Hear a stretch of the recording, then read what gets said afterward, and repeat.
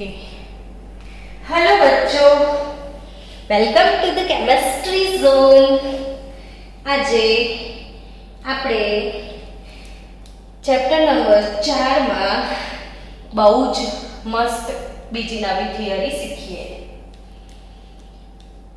સવારના લેક્ચરમાં મેં તમને જેનો તત્વયોગમિતીય ગુણાંક 1 હોય એવી પ્રક્રિયાઓ માટે સરેરાશ વેગ અને ત્વરિત વેગ કેવી રીતે શોધવાનો એ શીખવાડ્યું હતું। અત્યારે આપણે આગળ વધીએ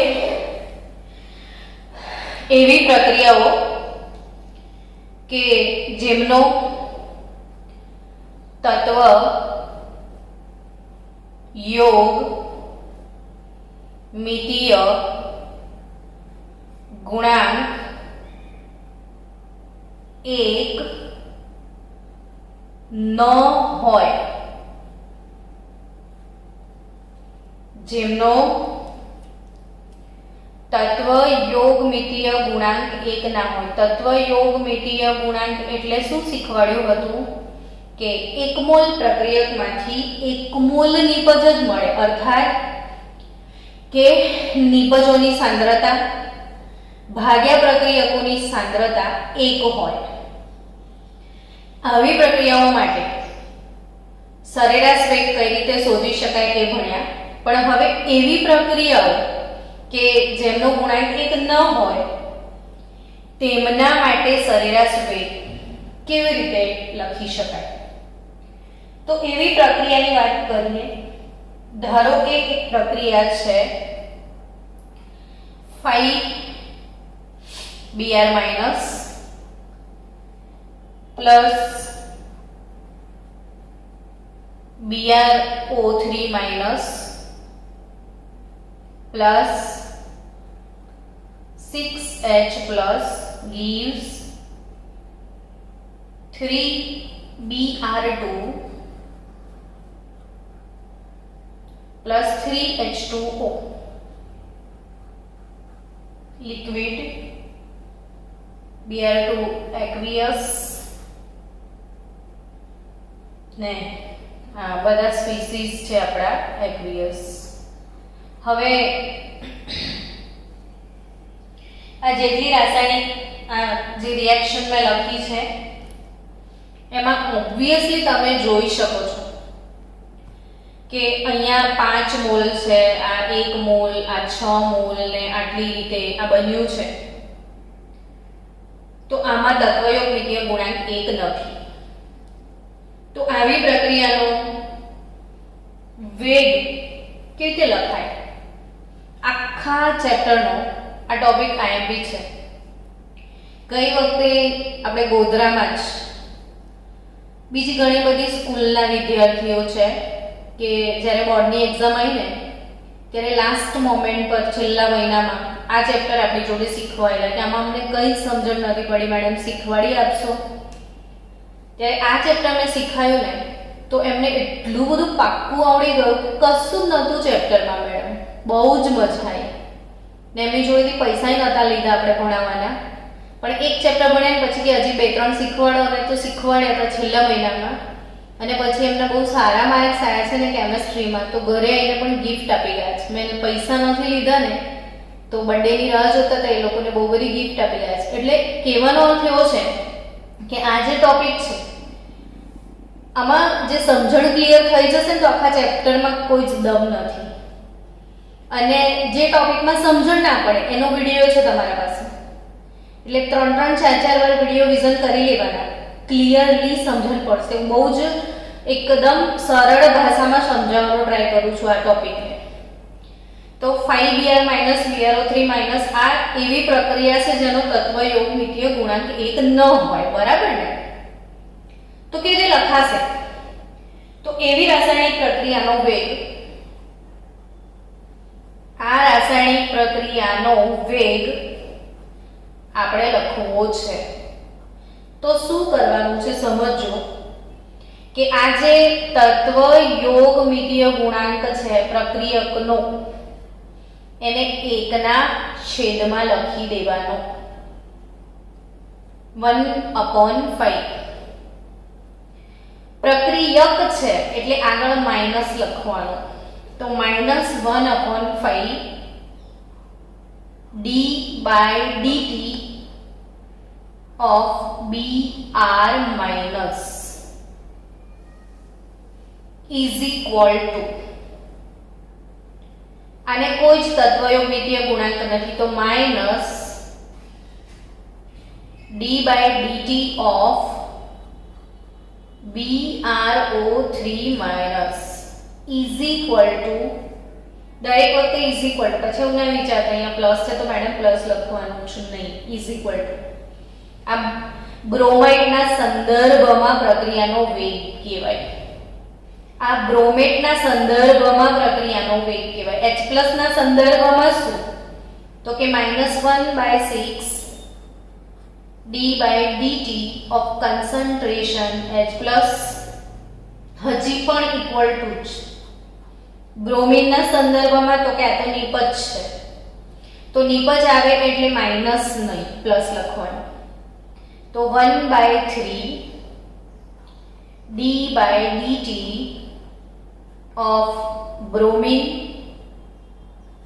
is equal to, પ્રક્રિયાનો વેગ પાણીના સંદર્ભમાં તો 1/3 d/dt of H2. I think આવડી ગયો હશે લખતા. તો આપણે બીજું એક્ઝામ્પલ ટ્રાય કરીએ. 3-4 એક્ઝામ્પલ પર ટ્રાય કરીશું તો ઓટોમેટિકલી આવડી જશે. ધારો કે કોઈ બીજી પ્રક્રિયા લખીએ, 2HI gives H2 gas plus I2 gas. 2HI gas gives H2 gas plus I2 gas.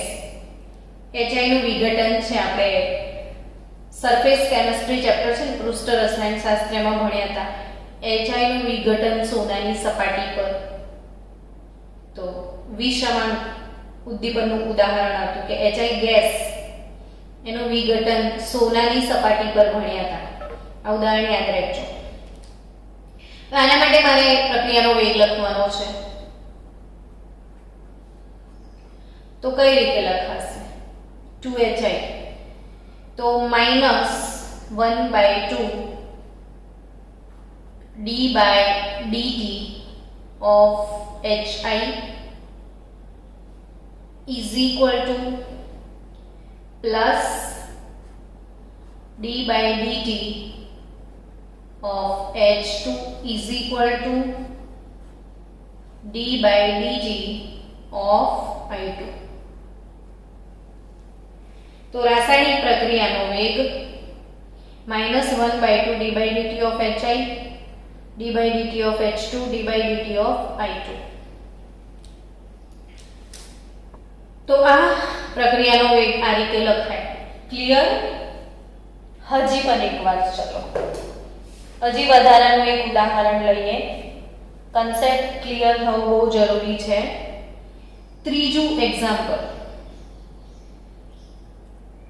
કે જનરલ કોઈ પ્રક્રિયા હોય કે N1 મોલ પ્રક્રિયક A, N2 મોલ પ્રક્રિયક B, N3 મોલ પ્રક્રિયક C પ્લસ N4 મોલ પ્રક્રિયક D મળે છે. તો આનો પ્રક્રિયા વેગ શું લખશો? તો -1/n1 d/dt of A -1/n2 d/dt of B plus 1/n3 d/dt of C plus 1/n4 d/dt of D. Clear? અર્થાત કે બહુ સિમ્પલ છે રાસાયણિક પ્રક્રિયાનો વેગ કોઈ જનરલ પ્રક્રિયાને અનુલક્ષીને લખવો હોય તો 1/VR માઈનસ 1/VR બરાબર d/dt of R is equal to plus 1/VP d/dt of P. અર્થાત આ VR અને VP શું છે તો કે પ્રક્રિયક અને નિપજ ના તત્વ યોગમિતીય ગુણાંક.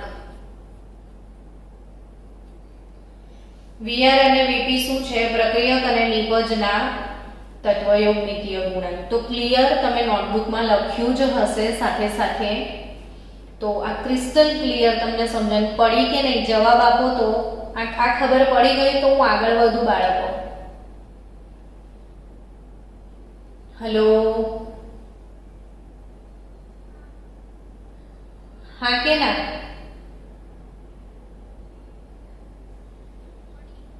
ઓકે, ચલો લખતા રહેજો સાથે સાથે.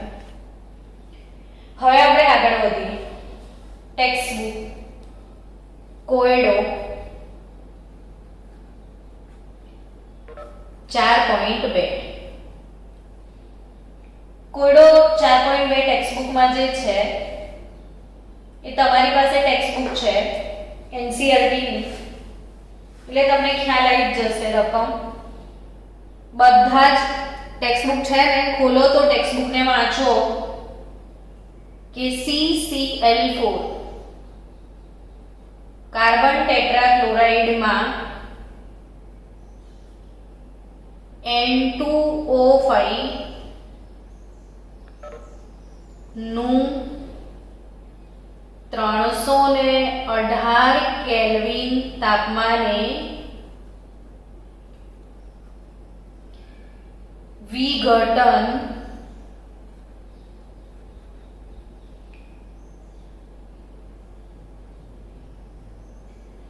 વિઘટન દ્રાવણમાં N2O5 ની સાંદ્રતાનું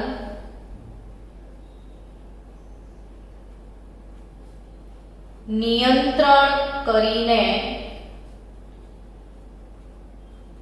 અભ્યાસ કરવામાં આવ્યો છે. અને એ સમીકરણ આપ્યું છે 2N2O5 gives 4NO2. All are gaseous species here.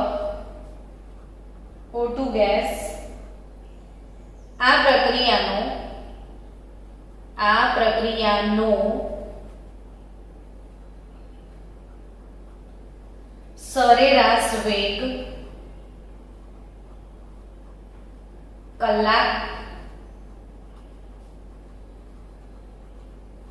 Minute અને સેકન્ડમાં ગણો. કલાક, મિનિટ અને સેકન્ડમાં ગણો. આ સમય દરમિયાન N2O5 ના ઉત્પન્ન થવાનો વેગ કેટલો હશે? N2O5 આ સમય દરમિયાન N2O5 ના આવે, NO2 નો ઉત્પન્ન થવાનો દર શું હશે? આવો પ્રશ્ન છે. ચલો આપણે એને સોલ્વ કરીએ. ક્વેશ્ચન લખ્યા વગર કંઈ ગણવાની મજા જ ના આવે, એટલે કંઈ નહીં, થોડો ટાઈમ આમ તેમ થાય પણ આપણે લખી નાખીએ. તો આ પ્રશ્ન છે કે N2O5 ના વિઘટનનું સમીકરણ આપ્યું છે. આ સમીકરણ આપ્યું છે જેમાં 2 મોલ N2O5 નું વિઘટન થઈને 4 મોલ NO2 અને 1 મોલ ઓક્સિજન ગેસ મળે છે. ને આ પ્રક્રિયાનો સરેરાશ વેગ કલાકમાં શોધવાનો છે, મિનિટમાં શોધવાનો છે અને સેકન્ડમાં શોધવાનો છે. તો એના માટે રકમ બી આપેલી હોવી જોઈએ. તો એની રકમ છે કે પ્રારંભમાં એટલે શરૂઆતમાં N2O5 ની સાંદ્રતા શરૂઆતમાં 2.33 મોલ પર લીટર છે. T બરાબર 184 મિનિટ પછી ઘટીને અંતિમ સાંદ્રતા N2O5 ની સાંદ્રતા 2.08 મોલ પર લીટર થાય છે. આટલી ઇન્ફોર્મેશન આપણને આપેલી છે. તો આ સમીકરણ પરથી આ જે ઇક્વેશન આપ્યું છે એના પરથી સૌથી પહેલા તો સરેરાશ વેગ કઈ રીતે લખી શકાય અથવા રાસાયણિક પ્રક્રિયાનો વેગ કઈ રીતે લખશો તમે, તો કે આના પરથી લખવાનો છે.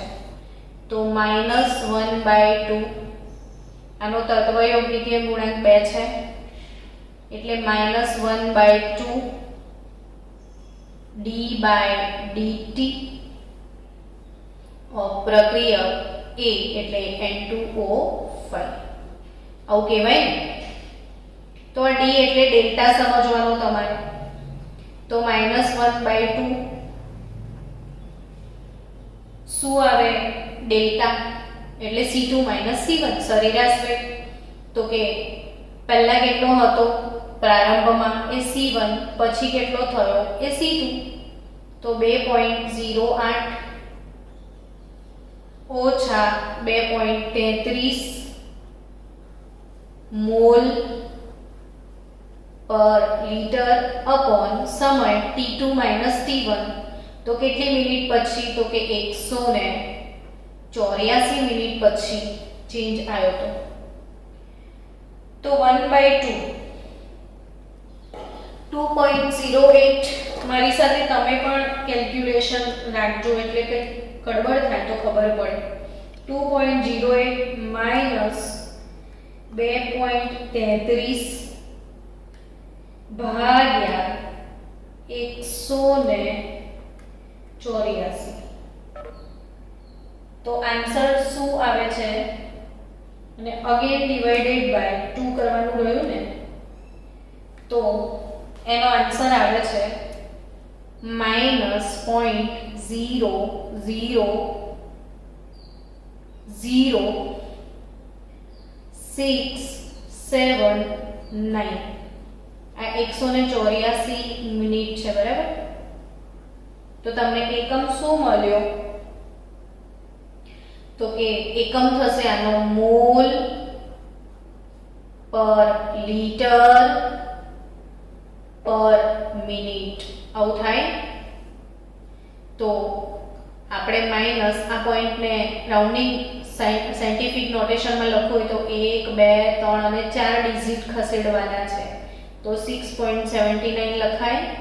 તમે આ પોઈન્ટને 1 2 3 ને 4 ડિજિટ આમ ખસેડો છો તો આમ આવશો તો 10 ની માઈનસ પાવર આવશે.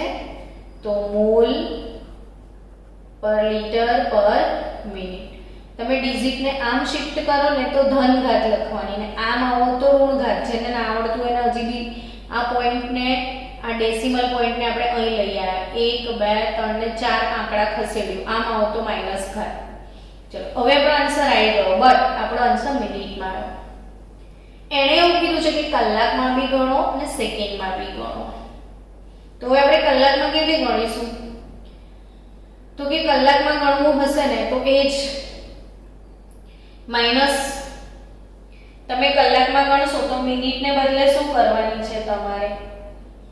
જ્યાં તમને મિનિટ દેખાય છે એની સેકન્ડ કરી દો, અને જ્યાં મિનિટ દેખાય છે એનો કલાક કરી દો, તો કલાકમાં આન્સર આવી જશે. તો આ બધાનો આન્સર 184 બધું ભાગાકાર કરીને આટલો આન્સર આવ્યો. હવે અહીંયા તમારે 184 જે છે નીચે મિનિટ છે, તમારે અહીંયા જ સેકન્ડ કરવાની છે. તો તો 184 મિનિટની સેકન્ડ કેટલી થાય?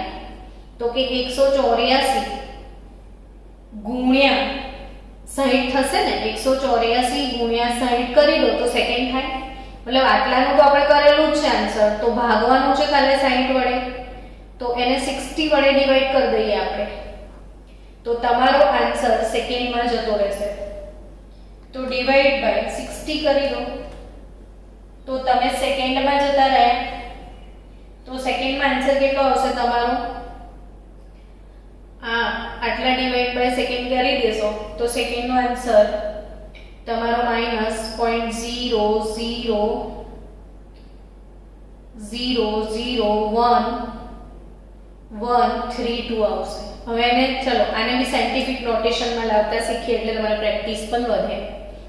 આ ડેસિમલ પોઈન્ટને અહીં લાવવાનું છે, તો 1 2 3 4 અને 5 ડિજિટ ખસેડ્યું એટલે 1.132 થયું. તો 5 ડિજિટ એટલે 10 ની -5 ઘાત થશે, તો મોલ પર લિટર પર સેકન્ડ થઈ ગયું. જ્યાં બહુ ઈઝી ગોઈંગ કન્સેપ્ટ શીખવાડું છું, મિનિટને સેકન્ડમાં ફેરવી દો તો 184 મિનિટ ના સેકન્ડ કેવી રીતે થાય? તો 184 ગુણ્યા 60 કરી શકો ને તમે, તો સેકન્ડમાં જતા રહેશો. તો તમે આટલી બધી વસ્તુનો આન્સર તો લાયેલા જ છો ને. તો ખાલી તમે 184 ગુણ્યા 60 લખશો તો 60 વડે ભાગવાનું જ રહેશે ને. ચલો હવે આપણે કલાકમાં જવું છે, તો 184 મિનિટ ના કલાક કેટલા થાય? 184 મિનિટ ના કલાક કેટલા? તો સિમ્પલ લોજિક, 60 મિનિટ તો 1 કલાક થાય. 60 મિનિટના કેટલા કલાક થાય? 1 કલાક. તો 184 મિનિટના કેટલા કલાક થાય? તો 184 ભાગ્યા 60 થાય. તો આપણે અહીંયા જે મિનિટના છે, મિનિટમાં હતું તો ગુણ્યા ઉપર મોકલવું પડશે 60, તો કલાકમાં જતા રહેશો. તો તમારો જે આન્સર આવ્યો તો 6.79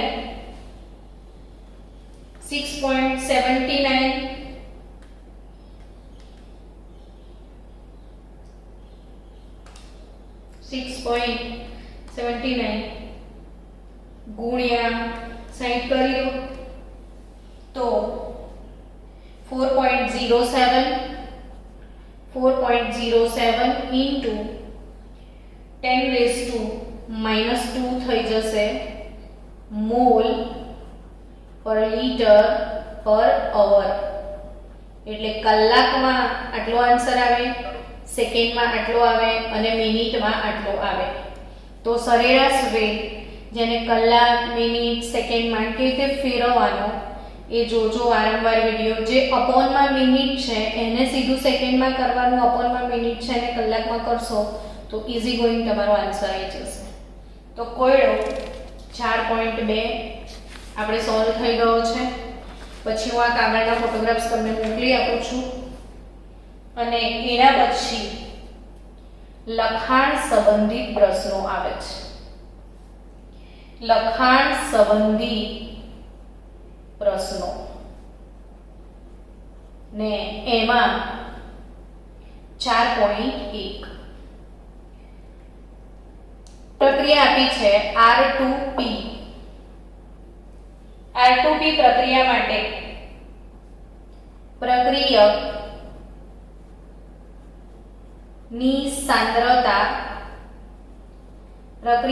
સાંદ્રતા 0.03 મોલર થી ઘટીને 0.02 મોલર થાય,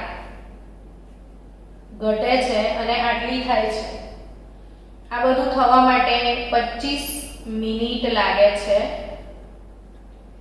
તો સમયના એકમ મિનિટ અને સેકન્ડ બંનેનો ઉપયોગ કરીને પ્રક્રિયાનો સરેરાશ વેગ ગણો.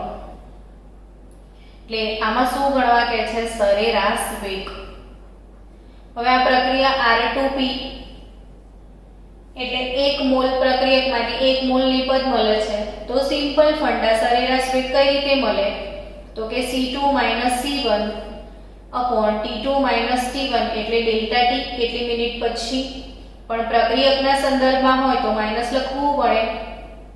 તો C2 - C1 0.02 હતી, આટલી હતી, ઘટીને આટલી થઈ તો -0.03 થઈ ગઈ.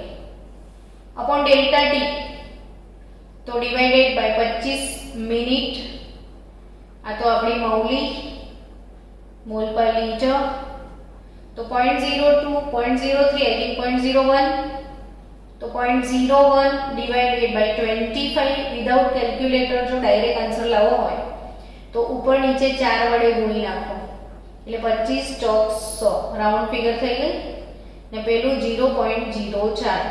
તો યોર આન્સર વિલ બી 0.04 ગુણ્યા આ 100 એટલે 10 ની 2 ઘાત ને ઉપર આવે તો 10 ની -2 ઘાત આવું લખાય. તો મોલ પર લીટર પર મિનિટ. હવે તમારું હોમવર્ક આને સેકન્ડ અને કલાકમાં શોધવાનું. સેકન્ડ અને કલાકમાં કેટલો આવશે એ તમારું હોમવર્ક. ચલો કોયડો 4.2 લખાણ સંબંધિત પ્રશ્નો 4.2 પ્રક્રિયા 2a gives નિપજ. પ્રક્રિયા 2a gives નિપજ. પહેલામાં R2p એટલે આ જેનો તત્વયોમિતીય ગુણાંક 1 હોય એવી પ્રક્રિયા છે અને જેનો તત્વયોમિતીય ગુણાંક 1 નથી એવી પ્રક્રિયા આપી છે. કમ્પેરિઝન બહુ સરસ આપી છે. 2a gives નિપજ. હવે a ની શરૂઆતની સાંદ્રતા આપી છે 0.5 મોલ પર લીટર. 10 મિનિટ એટલે t બરાબર 10 મિનિટ થાય છે ને 10 મિનિટ પછી ઘટીને એની સાંદ્રતા 0.04 મોલ પર લીટર થઈ જાય છે. તો આ ગાળા દરમિયાન પ્રક્રિયાનો વેગ ગણો. હવે આ તત્વયોમિતીય 2 મોલમાંથી છે, આ 1 મોલથી 1 મોલ તત્વયોમિતીય ગુણાંક 1 હતો. તો આના માટે સરેરાશ વેગ કઈ રીતે શોધવાનો? તો કે આનો સરેરાશ વેગ શોધવાનો છે તો -1/2 લખવું પડે. આ જે તત્વયોમિતીય ગુણાંક આ રીતે પ્રક્રિયક છે એટલે માઈનસ તત્વયોમિતીય ગુણાંક 1 ના છેદમાં ને C2 - C1 upon delta T simple funda છે. તો -1/2 C2 - C1 0.4 - 0.5 એટલે 0.1 upon મિનિટ કેટલી છે 10 મિનિટ.